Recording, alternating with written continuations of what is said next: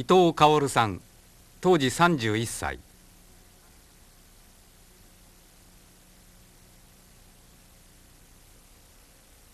府中町で原爆の閃光を見た後、市内に入り被爆しました。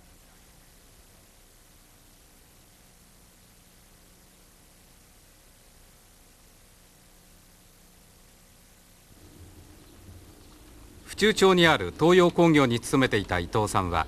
仕事を始めようとした時に突然の閃光を目にしました。続々と運ばれてくる被災者の介護をした後、夕方に西観音町の自宅に戻りました。妻と妹は行方不明でした。市内を探し回った結果、幸い3日後に見つかりました。戦後は市役所に勤め、退職後の今、自分史を書いています。時間がちょうどもう8時過ぎですから始業時間になります。で勤務に就くわけですが、その時に、私はちょうど窓際におりましてね、で窓際で腰低くして、キャハンを軽トロを巻き替えとったわけで、その時にガーッて光ったわけですね。でなんじゃというのでみんなが一斉にこう立ったんですが、それっきりになってもないからまた私すぐ鏡みまして、こうやって軽トロ巻き終えて、起き上がろうとした時にドカーンと来たわけですね。で窓ガラスは割れるわ、その臨時の宿直室ですから、全部こう間が間仕切りが板でしてあったわけです。そういうものが吹っ飛んで、そういったやつも風圧でピタッと床へ叩きつけられた感じでね。で私はその時にちょうど電気科の勤務のもんですから、変電所じゃ思ったんですね。変電所か何か事故を起こしたと思ってすぐ元気なようなものに「おい医務室に連れてけよ」と言うといて部屋を出たんです。その出た時に広島市内の西の空の方にだーっとこうどす黒いような火柱が立っとって、でちょうどもう上が入道雲のようにゴゴゴっと速い速度でこう広がっていくんですね。でそうこうしよるうちにこの当時会社から青年の行員をですね、鶴見町でしたね、鶴見町に、疎開作業に出とった団体で百数十名だったね。でその責任者が血まみれになって防空本部へたどり着いてきた。2時間ぐらい経ってからでしょうね。でもう全滅だと、救助頼むと、もうそこまで言うのが精一杯でもう気を失ってしまったという状況だったんですね。で会社ではすぐ緊急に救護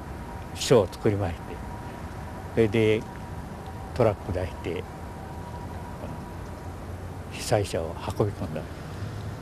でようよう私たちこう解放されて、そして広島へ行って帰ってきましたのが夜の7時頃だったんじゃない。夏ですから、そのくらい明るいですよね。で神谷町をちょっと過ぎた頃ですね、兵隊さん兵隊さんって言って女の声がどっから聞こえるのか、暗闇の中、もうその頃真っ暗ですから暗闇の中から「兵隊さん兵隊さん」いう声聞こえるんですね。それでしばらく行きますと今度はその男がうめき声を上げてるんですね。じゃあ私たちももうその時は平常心はもう全然ありませんから、もうとにかくそこを早く通り過ぎたいとでも家の方がどうなってるか、その方が先気になるんですね。で観音橋を渡って観音町へ入りますと、観音町も橋から北側は全部もう焼け落ちて真っ暗です。で南側から、今から焼けるんだなというそういう状況でもう炎を上げてましたね。で私の家がその南側の西の端の方にあったわけです。ひょっとすると残っとるんじゃないかなという気持ちがして、小走りに走って家の前へ着いた途端に「あんたの戻り待っとったんだぜ」というふうな状況でダーッと胸が落ちて、で火花がバーッと散ったんですね。で私の家の裏に広場がありましてね、その広場に、昼間もう焼け出された近所のおじいさんが一人、そういう今焼けとる何をずっとこう眺めておりましたよ。でそのおじいさんが私見るとね「あんた方な疎開は出とらんで」って「この方のものは皆事後前避難所だけの」言うて教えてくれたんです。事後前の学校の方へ、小学校の方へ行ったんですが、小学校がこれが本当もう昨日会社で見たと同じような状態の人ばっかりがずらーっと行動に並べられてるんですね。でもう顔から背中から白い薬をベタベタ塗られてですね、でなってますね。これが本当の地獄じゃなと思ったんですよね。でもうそういう中ですから、顔を見ただけでは向こうから声をかけてくれれば分かるんだけど、こっちからこれは誰だろうかということは全然分からないんですね。でもうしようないからそこらの手伝いをしとる人に頼みまして「何か分かる方法ないですか?」って言ったら「被災者名簿が避難者名簿がありますよ」と「あれをご覧なさい」って言ってくれましたんで、それを食ってみましたが、家内や妹の名前はないんですね。結局親たちが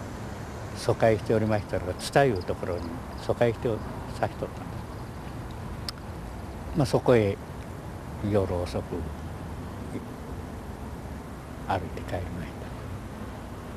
た。ところが行ってみるとやっぱりそこにも戻っとらんというので、いよいよこれはもう探しようがないなというので、4日目ぐらいでしたか、その津田町の救護隊の人がですね、夕方になって南川町の方に避難してるということを教えてくれたんです。それですぐ友達に頼みまして、車出してトラック出してもらって、それで明くの日に津田へ連れて帰ったんです。思いますと家内は家の下敷きになって腕と足に大怪我しておりました。だから命だけはちょうどその時に今の長男がお腹におったんです。で妊娠中だと思うんですから、建物疎開でんでよろしいということで家におって、その怪我で済んだわけですね。